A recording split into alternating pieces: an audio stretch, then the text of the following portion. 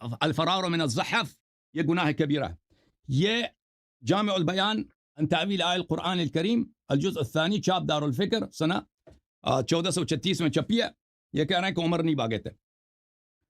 دیکھیں عمر نے خود اپنی زبان سے اقرار کیا. یہ صفحہ نمبر 174 ہے, سورہ آل عمران ہے, آیہ نمبر 155 ہے. اس کے نیچے دو روایتیں نقل کی ہیں, دونوں روایتیں صحیح ہیں. روایت نمبر 6440 اور روایت نمبر 6441 ابن جریر نے. یہ ابو ہشام الرافعی ابو بکر بن عیاش سے, عاصم ابن کلیب سے, اس نے اپنے والد کلیب سے, اس نے عمر بن الخطاب سے, کہ عمر بن الخطاب نے روز جمعہ خطبہ پڑھا اس نے اور سورہ آل عمران کی تلاوت کیا اور اس کو پسند تھا کہ سورہ آل عمران کی تلاوت کرے. پس جب وہ اس آیت تک پہنچا ان الذین تولوا منکم یوم التقى الجمعان, عمر نے خود اپنے زبان سے کہا لما كان یوم احد هزمناهم, جب جنگ احد پیش آیا ہے ہزمناہم, ہم نے ان کو شکست دی. اس نے کہاں شکست دیا؟ عمر نے کبھی جنگ ہی نہیں کیا. کسی بھی جہاد میں عمر کا کوئی جنگ نہیں ہے. یہ کہہ رہا ہم نے شکست دیا. کفار کو جو شکست دی تھی امیر المؤمنین علیہ السلام سید الشہداء حمزہ نے دی تھی. اچھا, ففررت, پھر میں بھاگ گیا, حتی صعدت الجبل, ففررت, میں نے فرار کیا, میں پہاڑی پہ چلا گیا. آیا وہی کہہ رہا ہے بلی استصعدون ولا تلوون على احد والرسول يدعوكم في اخراكم, کہ تم بھاگ رہے تھے اور کسی کی طرف دھیان بھی نہیں تھا اور رسول اللہ صلی اللہ علیہ وسلم پیچھے سے پکار رہے تھے کہ تم نے میری بیعت کی, واپس آ جاؤ. انہوں نے پیغمبر کی آواز سنی ہے. یہ جھوٹ سے کہہ رہے تھے کہ ہم نے سنا کہ پیغمبر قتل ہوئے تھے, حالانکہ قرآن کہہ رہا ہے کہ پیغمبر پیچھے سے پکار رہے تھے. تو جب وہ پکار رہے ہیں, احد گئے, احد اتنا بڑا نہیں ہے کہ آدمی نیچے سے صدا آواز, احد کی پہاڑی بہت چھوٹی ہے. احد جو لوگ حج پہ گئے جانتے ہیں کہ ایک آدمی پیچھے سے اگر آواز دے دے نا وہ اس کو سنائی دے دیتا ہے, اور پیغمبر بھی فضول میں آواز نہیں دیتے تھے کہ اگر سنائی نہیں دے رہا بلا وجہ آواز دے دیں. اچھا, تو میں پہاڑی پہ بھاگ گیا. فلقد رأيتني انزو كأنني اروى, تو میں نے دیکھا کہ میں اس طرح تیز بھاگ رہا ہوں کہ جیسے میں پہاڑی بکری ہوں. خود عمر کے الفاظ ہیں کہ میں اس طرح تیز بھاگ رہا تھا, ابھی میں ختم کروں, کہ میں پہاڑی بکری ہوں. تو اس کے اپنے الفاظ ہیں کہ بھاگ گیا, بھاگنے والوں میں سے ہے, اور یہ پہاڑی پہ چڑھنے والوں میں سے ہے. ملاحظہ فرمائیے. عزیز و کتاب المستدرک علی الصحیحین للحاکم الجزء الثالث صفحہ نمبر 258, کتاب المغازی والسرایا, حدیث نمبر 4395. ذہبی نے تلخیص المستدرک میں کہا صحیح ہے, حاکم نے بھی کہا صحیح ہے. اچھا, سارا النبی صلی اللہ علیہ وسلم الى خیبر, نبی کریم صلی اللہ علیہ وسلم خیبر گئے. فلما اتاها بعث عمر, جب خیبر پہنچے تو عمر کو بھیجا, یعنی کمانڈر بنا کے بھیجا. وبعث معه الناس الى مدینتهم او قصرهم, اور مسلمانوں کا ان کو لشکر بھی ان کے ساتھ یہودیوں کے شہر یا یہودیوں کا جو قصر ہے, محل ہے, وہاں تک بھیجا, ان کا قلعہ تھا. فقاتلوهم فلم يلبثوا, وہاں پہ جنگ ہوا, مقاتلہ ہوا, جنگ ہوا. فلم يلبثوا, وہاں پر استقامت نہیں ہوا, بہت جلد. انہزموا, انہوں نے شکست دی, عمر و اصحابہ, عمر اور اس کے لشکر کو شکست دی. فجاؤوا یجبنونہ ویجبنہم, وہ واپس جب آئے تو صحابہ کہہ رہے تھے کہ عمر بزدل ہیں. ٹھیک ہے نا, آپ کہہ رہے ہیں انہوں نے جنگ کی ہے اور ایفرٹ کیا ہے بہت, اس کے بعد ان کو شکست ہوئی ہے. یہ جو روایت پڑھ رہے ہیں قبلہ, ان کی ایفرٹ تو اس روایت میں بھی لکھی ہوئی ہے نا. اجازت دیں مجھے بات کرنے کی پلیز. بسم اللہ.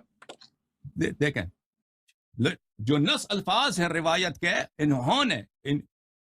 انہوں نے وہاں پہ جنگ ہوئی ہے اور بالکل فلم یلبثوا, کوئی کچھ گزرا ہی نہیں وقت کہ عمر کو شکست ہو گیا, اس کے اصحاب کو لشکر کو بھی شکست ہو گیا. جب واپس آئے تو لشکر والوں نے کہا کہ ہمارا کمانڈر بزدل ہے. عمر نے کہا کہ نہیں, لشکر بزدل ہے. ایک نے دوسرے پہ انہوں نے اتہام لگائی ہے. تو یہاں پہ کچھ نکات میں عرض کرنا چاہتا ہوں, آپ اچھی طرح سنیں. یہاں پر ایک نقطہ یہ ہے کہ رسول اللہ صلی اللہ علیہ وسلم نے کس کی تائید کی. یہاں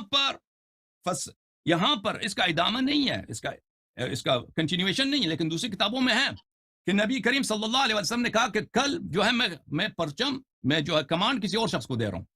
تو یہ اگر آپ دیکھ لیں کہ اگر یہاں پہ لشکر والوں میں اختلاف ہے, عمر لشکر والوں کو ڈان رہے ہیں, لشکر والے عمر کو کی شکایت کر رہے ہیں, تو یہاں پر اگر عمر حق پہ ہوتے, لشکر والے جھوٹ کہہ رہے ہوتے, تو رسول اللہ صلی اللہ علیہ وسلم کے لیے جائز نہیں تھا کہ عمر کو کمان سے ہٹا دیتے, کمانڈر کو رکھ دیتے, کہتے لشکر والے تمہاری غلطی ہے.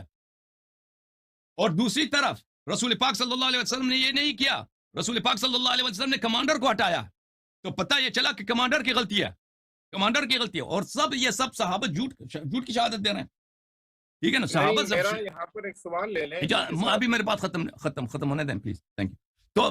تو یہاں پر رسول پاک صلی اللہ علیہ وآلہ وسلم جہاں پر بھی دو گروہ میں, مثلا 10 آدمی ایک مینیجر کے پاس کام کر رہے ہیں, مینیجر ان سے شکایت کر رہا ہے, 10 آدمی مینیجر سے شکایت کر رہے ہیں. وہاں پہ دکان کا جو مالک ہے, فیکٹری کا جو مالک ہے, اگر وہ آ کے مینیجر کو ہٹا دیتا ہے, مینیجر کو اس عہدے سے ہٹا دیتا ہے, اس کو محروم کر دیتا ہے کہ یہ عہدہ, یہ عزت اس کے پاس ہو, دوسرے شخص کو لے کے آتا ہے, تو اس کا مطلب یہ ہے کہ وہ فیکٹری والوں کی باتوں کو مان رہا ہے.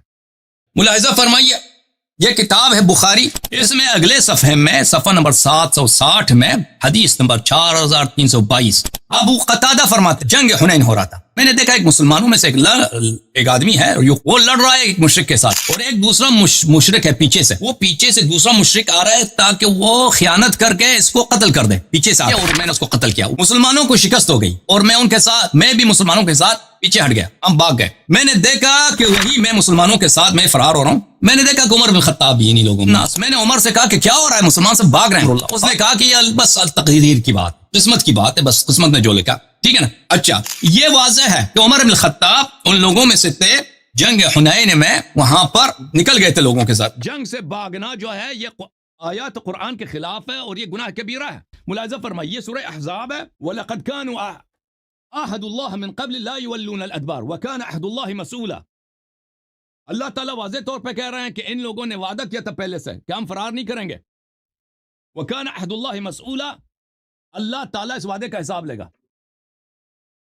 اللہ نے وعدہ دیا کہ میں حساب لوں گا. آپ کہتے ہیں معافی ہو گئی ہے, وہ جو معافی ہے نا وہ عدم استعجال العقاب کے معنوں میں ہے, جو بنی اسرائیل کو بھی ملی تھی. اچھا, اللہ تعالیٰ کا فرمان ہے, قُلْ لَن يَنْفَعَكُمُ الْفِرَارُ إِنْ فَرَرْتُم مِّنَ الْمَوْتِ أَوِ الْقَتْلِ وَإِذًا لَا تُمَتَّعُونَ إِلَّا قَلِيلًا. اللہ تعالیٰ کا فرمان ہے قرآن مجید میں, صحابہ سے کہہ دو یا حبیب صلی اللہ علیہ وآلہ وسلم کہ تم اگر فرار کرتے ہو, جنگ سے بھاگتے ہو, یہ آپ کو منفعت نہیں دے گا. کچھ عرصے کے لیے تمہاری جان بچے گی, لیکن آخر میں مرنا ہی مرنا ہے آپ نے. اچھا, ملاحظہ فرمائیے, پھر سورہ انفال میں اللہ تعالیٰ کا فرمان ہے, یا ایھا الذین آمنوا اذا لقیتم الذین کفروا زحفا فلا تولوہم الادبار. جب کفار سے تمہارا آمنا سامنے ہو تو پیچھے مڑ نہیں سکتے, ان کی طرف پشت نہیں کر سکتے, بلکہ پشت سے اللہ تعالیٰ نے یولوہم الادبار کا, وہ اردو میں لفظ ہے نا, گاف آخر میں ڈال ہے, گاف اور ڈال, کہ وہ ان کی طرف نہیں. بس مقعد ہے کیا مقعد, مقعد ومن یولہم یومئذ دبرہ, اور جو ان کی طرف اپنا مقعد کر لیتا, اپنا شرمگاہ دشمن کی طرف کرتا, فقد باء بغضب من اللہ, اس کے اللہ پہ اس پہ غضب ہے. ومأواہ جہنم وبئس المصیر, اس کی جگہ جہنم ہے اور بری جگہ ہے جہنم.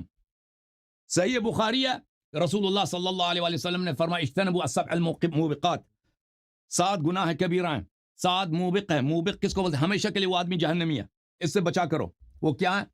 الشرک باللہ, السحر, قتل النفس التي حرم اللہ الا بالحق, کسی بے گناہ مسلمان کو قتل کرنا, واکل الربا واکل مال الیتیم, سود کھانا اور یتیم کا مال کھانا, والتولی یوم الزحف, اور جنگ کے وقت بھاگ جانا, وقذف المحسنات المؤمنات الغافلات, اور کسی مؤمنہ کو زنا کا اتہام دینا. بہرحال